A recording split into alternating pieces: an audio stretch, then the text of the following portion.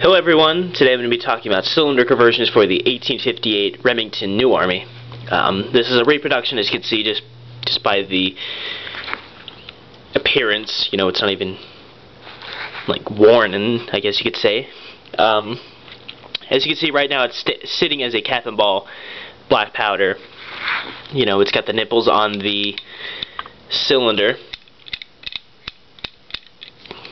Yeah. So right now, it takes cap and ball, which means you would have to put your powder in here, and then take your rammer. Let's put this on half cock. Take your rammer and force the ball into the cylinder, pack it in, and then spin it around, and then prime it or cap it, and then pull the hammer and shoot. That's what was used in the Civil War. You know, that's what the people preferred until the Single Action Army came out, but I'm not going to get into history. You could read all that. So, people under 21, you know, as long as, you know, they're not a felon or anything, cannot legally own a handgun that fires a ready-made cartridge. This is federal. This is not state.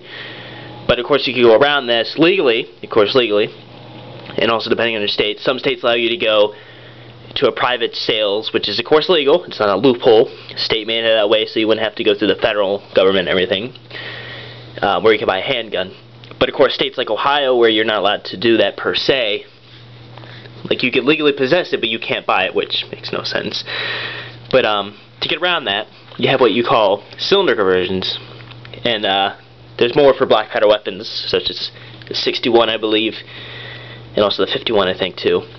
But we have two of them. This is the Taylors and Company's and Howell's. This one's a 6-shot. This one's a 5-shot. The philosophy is a little bit different for each other. The 6-shot, you're supposed to leave an empty chamber for your hammer to rest on, while the 5-shot has grooves in between it to rest the hammer on. So I'm going to show you here. And it's pretty simple actually to get it in.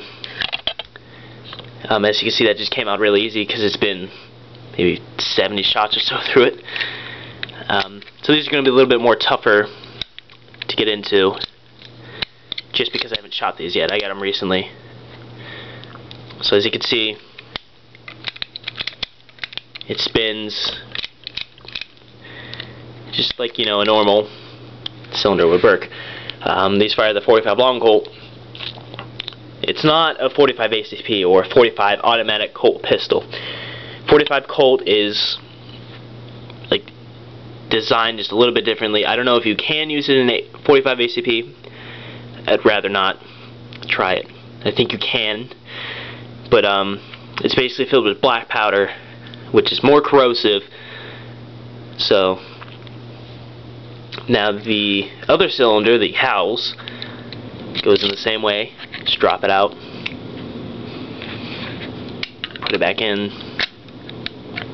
Find that empty notch.